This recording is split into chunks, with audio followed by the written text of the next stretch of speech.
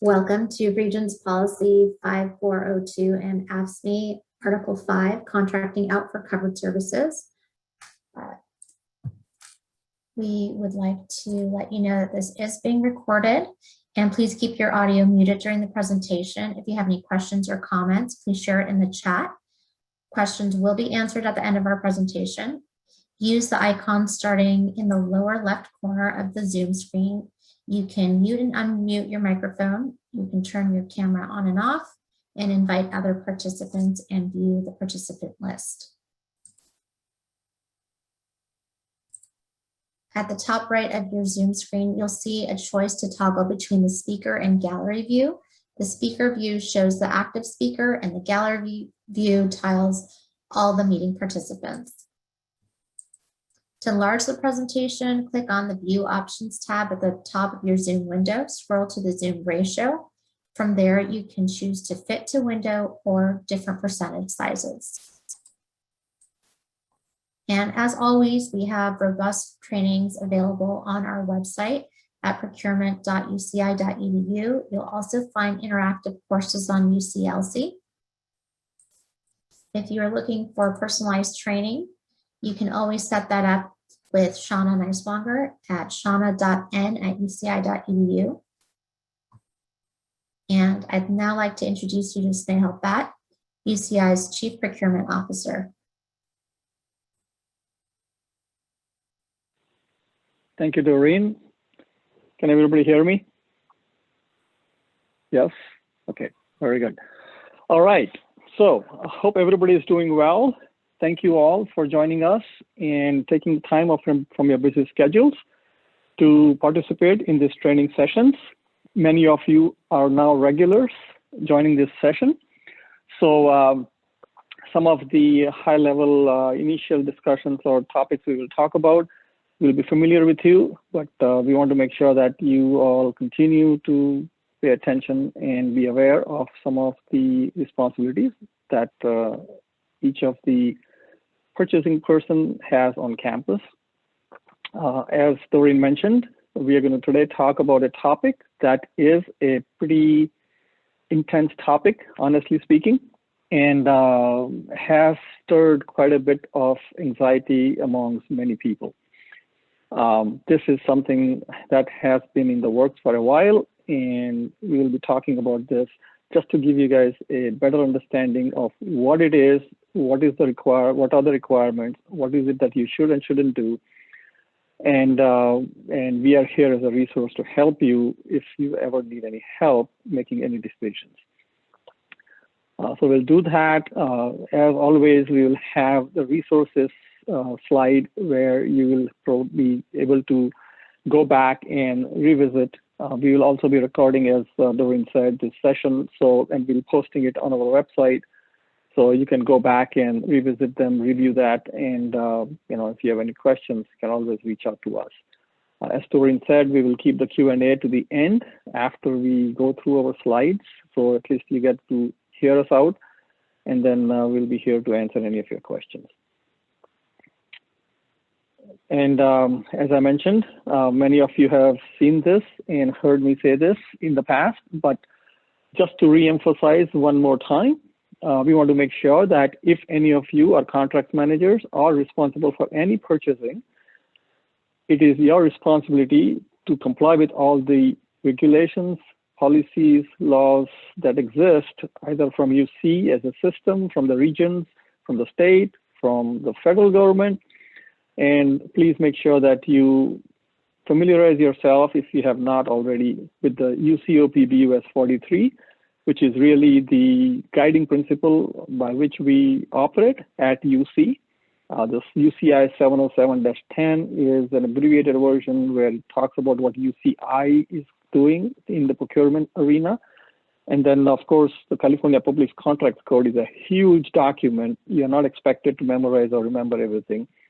All we are asking you is one thing from that you should be aware of, and which is that we are required to competitively bid any projects that are going to be over $100,000 in value in a given year. So that's just one thing that you definitely need to be aware of. Also wanted to make sure that I re-emphasize the fact that there is a delegation of authority that's been given by the regents to the president of UC, who then has redelegated that to the chancellors of each campus, which then have been redelegated either to the vice chancellors, to the deans, or to certain folks on campus. When it comes to a procurement and purchasing agreements, the delegation of authority for making purchases and signing any contracts, legal contracts, is delegated to the procurement team. And so please encourage your team members or your departmental folks not to sign any purchasing agreements on behalf of the university. Also, it is, you need to have proper approvals before you can go ahead and make any purchases. So make sure that your fiscal officers are aware of it and your authorities in your departments are aware of the purchases that you're making. If you actually end up buying purchases and do something that is not already approved and you use your own personal funds, it's likely that it may not be reimbursed or you may not get the money back. So we want to make sure that you are careful in spending your money and make sure you have the approvals before you do so. Having taken that out and cleared, let's jump into what we are here to talk about. We are going to be talking about the Regents Policy 5402 and AFSCME Article 5. I'm very pleased to actually have with us today our partners in crime, our collaborators and great partners that we work with. We have been working very closely on this policy from the time it was being rolled out, or in fact, was being talked about, to the time that we have to now start reporting what we do to the UCOP folks and to AFSCME. And so I'm very happy to introduce to you the team that is working closely with us on this particular policy implementation. Leslie Kleiman, who is the Senior Director of Enterprise Workforce Relations at UCI. We are very happy to have her at UCI. She recently joined, well, actually it's not recent anymore. It's probably a few months to a year, but I will let her introduce herself. We have Doreen Thomas and Jeff Hughes, who are both reporting to Leslie. And both of them are labor and employee relations experts who provide advice and guidance in all aspects of workforce relations, including Article 5 compliance. So as you can tell, they are the subject matter experts when it comes to the collective bargaining agreement and Article 5 of that agreement. So we rely very heavily on Leslie and her team to help us and guide us in many of these areas. We are trying to gain as much knowledge as we can, but we'll never get to where those folks are. So we always are going to work collaboratively as partners. Okay. Leslie, take it over. Well, thank you for that lovely introduction, Snehal. I will say you absolutely probably have more knowledge than we do at this point, and it really has been a pleasure partnering with you. So thank you all for having us here today. I think it's fair and safe to say that the responsibility for ensuring compliance with Article 5 at UCI fundamentally falls to Snehal and to me and to our teams. And so we have all educated ourselves and are still in the process of educating ourselves. So that is the purpose of this training today. So just a little bit of background. In 2017, University of California and AFSCME commenced bargaining for successor collective bargaining agreements for the EX and SX, sorry, I have to talk, EX and SX bargaining units. Those, as you are well aware, those negotiations took several years. And during the course of the negotiations, AFSCME articulated to the university that its big issue was contracting out. Prior to the expiration of those collective agreements in 2017, the university had maintained vast discretion in being able to contract out. I mean, fundamentally, our only limitation was to ensure that the contracting did not result in the layoff of university employees. So AFSCME really had a tripartite approach. They went to the legislature And we were, I would say, fairly close to having a California constitutional amendment that would have precluded the university from contracting. They also went to the Regents, and they also approached us in bargaining. The result of those efforts resulted in two things. So Regents Policy 5402, which was adopted in November of 2020, and then shortly thereafter, 2019. Shortly thereafter, we had two new collective bargaining agreements ratified, one for each bargaining unit. And the result was Article 5 language that is very similar to the language in the Regents Policy. I would say fundamentally, the university, pursuant to Article 5, is now precluded from contracting out covered services. And we will talk more about what constitutes covered services, with very limited and very express exceptions. There are also many requirements in the Article 5 language with respect to notice, hiring contractor employees, wage and benefit parity. So the purpose of the training today, and what we'll talk about in a few more minutes, we'll be talking about just all of those requirements. Again, as Nehal said, it's complex language, and some of it is extremely precise. So we are absolutely here to partner with you every step of the way. Just feel free to engage us, ask us questions, and we will master this together going forward. Next slide, please. Thank you, Leslie. So as Leslie said, this is not very easy to comprehend, and we are here for you whenever you need any help understanding it. This slide actually lists the 11 items that are broadly categorized under covered services. Please realize that these categories are very broad. And so, you basically have to, be mindful and not, get carried away when you see these, names. Essentially, the cleaning and custodial, janitorial, and housekeeping are kind of straightforward. You understand what that means. Food services is a very broad category, and even we are still trying to, maneuver through that and try to really understand exactly what is and isn't covered under food services, because it's too broad a category. Laundry services is something that we actually don't have the capability to perform on our campus.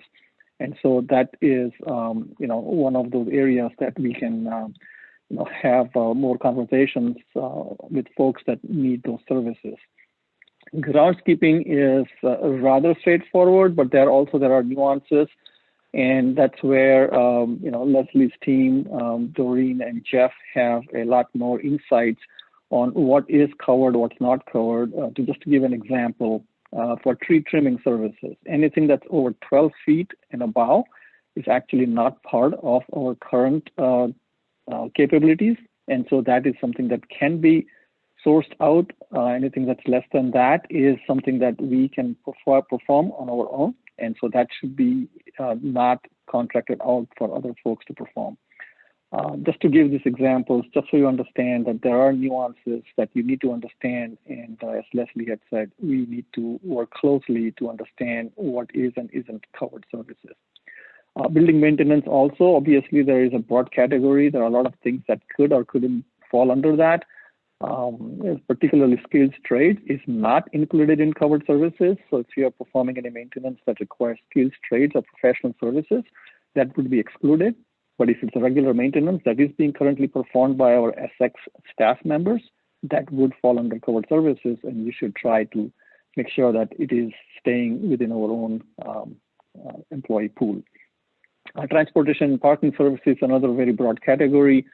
If you have any questions, please reach out to us and we will help you sort through that. Same thing with security services.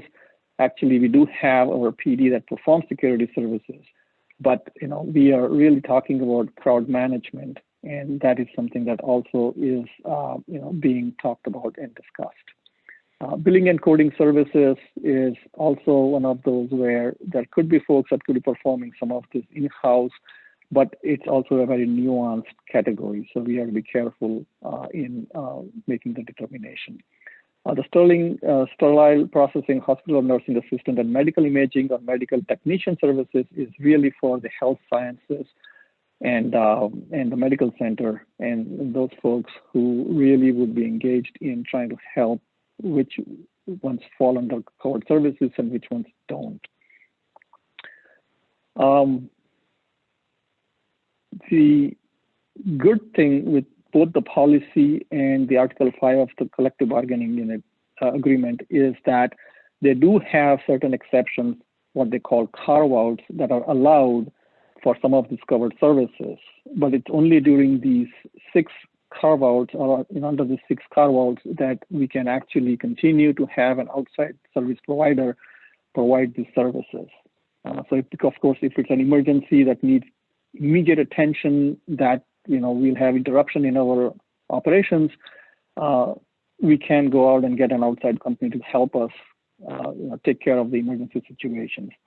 If there is no expert knowledge available or we don't have the equipment that is required to perform certain services, we can outsource that, but there are nuances. But if it's going to be on a continuum basis and it's required all the time, then we have to investigate investing in those equipment if that makes more sense. And so that's one of the areas where we have to be mindful and careful on how we address that. The lease of real or personal property, another very complex, category. Essentially, just a very high level, if we have operational control of the property, it can be treated as a covered service, but again, it's very nuanced. So if you have any of those categories, please reach out to us and we will try to help you navigate through and make the determination. Obviously, if it's urgent, temporary, or occasional, that also is a carve-out. So it's something that let's say you need something only once a week, or maybe you're only utilizing services once in a quarter. That's occasional in nature, and obviously it wouldn't make sense for us to hire somebody and have them sitting around waiting for that one time performing the job. So that's considered to be occasional and can be treated as a carve-out.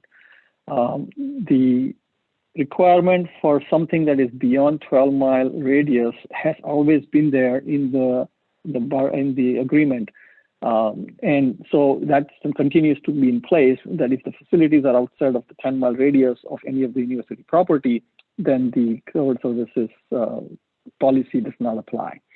And then again, we talked about the clinical staffing needs. That's kind of part of the covered of a carve-out, and the medical center staff would be knowing about this in more details, and we can help you make the determinations as and when needed. Again, the caveat to all of this is we should not be using this as an excuse to use outside companies to provide the services. The intent is still to try and in-source as much and whatever we can. We also have to be a little careful with, just because we don't have the infrastructure, as I mentioned, that doesn't mean that we should not be looking and exploring those options. Again, the underlying fact that you will hear repeatedly during this training and presentation multiple times actually is that if you have any questions or any doubts, please reach out to us and get clarity before you contract out or decide to contract out with an outside party. Thanks, Neil. So one of the main components of the new Article 5 language has to do with notice. And it's tricky, not because it's particularly hard to understand, but because it is extremely encompassing and extremely particular. So we have, one of the things that AFSCME had complained about in bargaining was that the university had been contracting out, and there were previously some notice requirements in the collective bargaining agreement, but that we had not been uniformly living up to those notice requirements. And as a result, we ended up with more draconian notice requirements. So the fundamental rule is we need to provide AFSCME with notice before we are entering into, extending, or renewing a contract for covered services valued at over $100,000.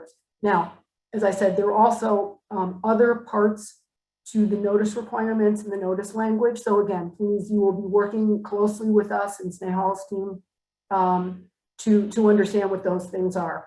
And just so you know, you presumably will be providing us with the detail, but my team will be doing the notice. So I don't want you to worry that you're now going to have to understand how to actually do a notice.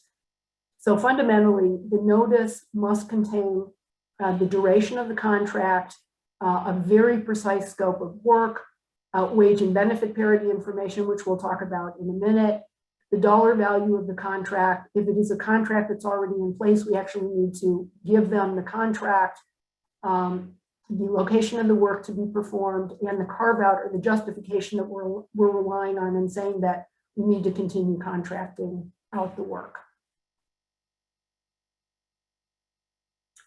So as I just mentioned, there are also new requirements in the Article 5 language regarding wage and benefit parity.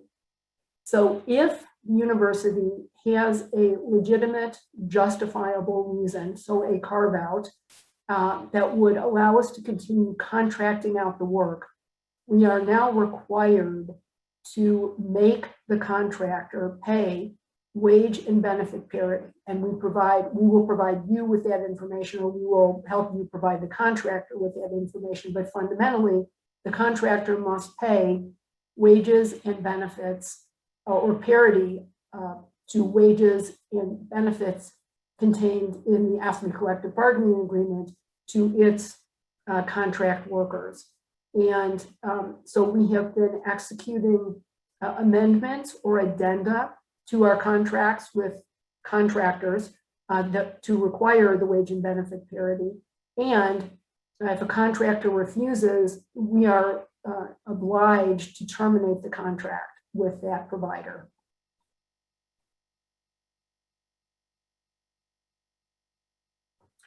Another new requirement is, along with the requirement that we insource covered services, the university is also required to offer certain employees of the contractor, and those are termed qualified individuals, university employment. So someone becomes a qualified individual if they have performed a covered service at a university location, and they have done so for 1,000 hours over a rolling 12-month period, or at 35% time over a rolling 36-month period. If someone is deemed a qualified individual, it is our obligation to offer them employment, assuming that they apply. We need to post notices or give them opportunities to understand that there is employment available for them. And we are required to utilize a streamlined hiring process in order to provide them with employment. So again, my team will absolutely work with you and work with the subject departments to facilitate the hiring of the qualified individuals.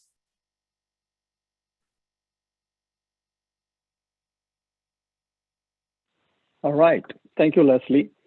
So those were some of the key elements of this policy that we wanted to make sure that you are aware of and have an idea what to do with it. What does this mean for your department? And this is where the rubber meets the road, okay?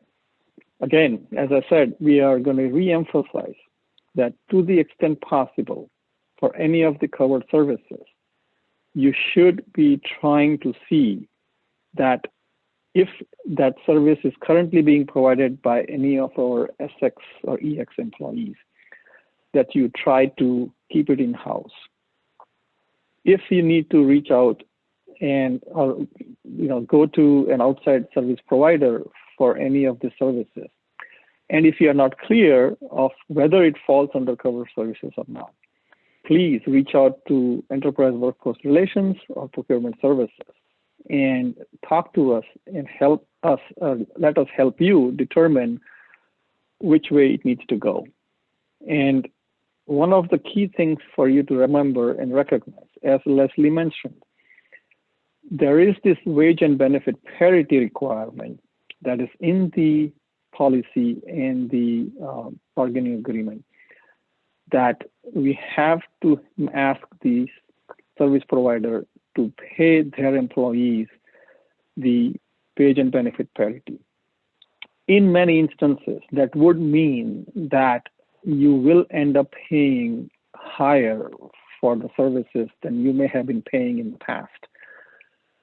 That's just what it is, and we don't have a choice in that matter. So please make sure that you review those services that are part of the covered services that are being performed by an outside service provider because it meets some of the carve-outs, and make sure that you have sufficient funding in your budgets to accommodate for any increases that the suppliers may ask us to provide, because we are asking them to pay their employees the wage and benefit parity. In most cases, I would expect that the supplier will come back to us and ask us to compensate them for this increased pay that they have to give to their employees. And it will be our obligation to actually compensate them for us. So please plan for it and act, accordingly. I know this is the budget time. You all are expected to submit your budgets. We are all expected to do the same. If you have any of these categories that you are actually utilizing right now, I strongly encourage you to go ahead and make sure that you have that amount incorporated in your budget so that you don't fall short during the fiscal year. Okay. Just to give you an example of some of the insourcing that we have done and a couple of carve-outs that we have had. One of the things that we have not mentioned as of yet is the fact that not only are we supposed to comply with this policy, but we are also required to actually report to the UCOP and AFSCME on an annual basis all our projects that we have outsourced or insourced, and it's due in every January. So Leslie's team and we spend considerable amount of time in going through all of our purchase orders and all our agreements, and I'm talking about thousands of lines, to clearly identify which ones fell in the covered services category and which ones did not. Again, doing it for the first time, there was a lot of weeding out to be done, but now that we have a better understanding of what it's going to be, we are hoping that come next year, it will be easier process and it won't take as much time as it did the last time around. But just to let everybody know that, we did actually come back and realize that we have done quite a lot of work in insourcing a lot of these activities. So we really did not have a whole lot of items that we actually have outsourced. And some of those that we have outsourced are falling under the carve-out. So, the one that we definitely have insourced is all the custodial and janitorial work that was being done at the UCI Research Park. That has now all been insourced. We are also insourcing all the janitorial and custodial services being performed at all the various ambulatory clinics that are in and around Irvine and Anaheim and Santa Ana and everything that's within the 10-mile radius of either the medical center or the campus. We have insourced.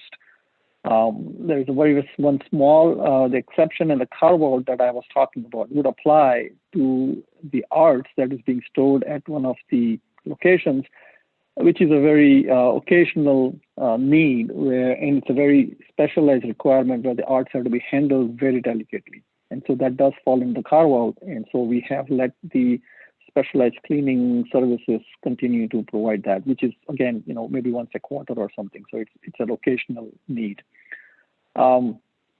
Laundry services, as I had mentioned, we do not have any laundry services available on campus, and so that's kind of part of the covered services. The interesting thing there is that if we are renting any garments or linens from the supplier, that would not fall under covered services, because we expect the supplier to actually do their own laundry and provide rental garments and linens that actually are clean. So, that's something to keep in mind. As I had mentioned, the security services, we actually had to use a company to do security service for COVID-19 related activities at the medical center for testing or for, other needs. And that, again, is occasional or temporary in nature. And that's why we use the carve-out. And the crowd management services, as I mentioned, is occasional only when we need it once in a while. And that's why it's considered to be a carve-out. And those are the only instances when we have allowed to outsource. Otherwise, we are insourcing whatever we can. Okay, just wanted to give you all an example. These are some of the areas where you can actually go and talk to if you have any questions. Obviously, most of you are utilizing facilities management for your groundskeeping, cleaning, or building maintenance. And so if you have any questions or in doubt, please reach out to facilities management. And if they need any help, they would be reaching out to either Leslie's team or our team. We are working very closely in collaboration. So you can either come to us or go to them, is fine. If you are already used to working with them, they will help guide you.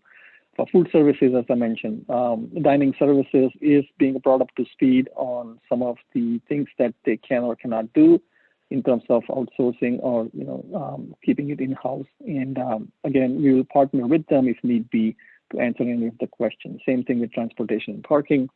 You can go to them and talk to them, but you're always welcome to come to us, Leslie's team or our team.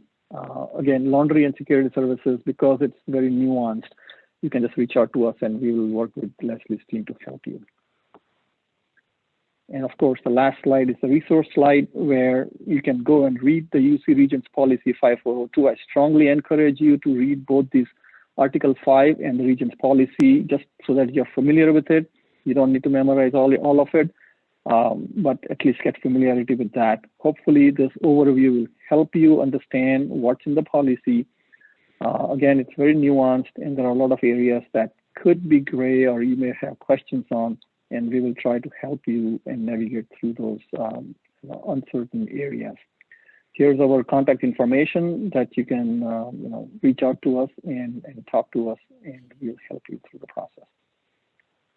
That actually, okay, so I think recapped again, the benefit of this is obviously trying to make sure that we keep those services that we are already performing in-house, and the primary objective is not to have any impact on our bargaining unit and our represented folks. Make sure that we try to keep all the work that they can perform in-house. At the same time, we are also trying to make sure that the folks that are performing the services that are not UCI employees, there is wage and benefit parity, so that economically we are supporting the economy of the state. I will explain to you what this means to you. Basically, reach out to us if you have any questions on any of the covered services. And as Leslie had mentioned, this already has been in effect. And I know we had talked about this briefly and had put it in our newsletters, but we thought it would be good for us to do this training session so that you all have the opportunity to hear us out, and we can answer any of your questions you have. And so basically, we now have 25 minutes to answer all the questions you may have, and we will go through that. Before we do that, though, thank you, Laureen. We want to make sure that you take the survey and give us your feedback on how the sessions are going, whether they're helpful to you, beneficial to you, what can we do better. We are always looking to improve ourselves and do things better. I'm very passionate about continuous improvement, and I want to encourage all of you to give your feedback to us, because that's the only way we can improve ourselves and do things better. So please feel free to put your comments and let us know how we can do better, in the future, and we will try to do that.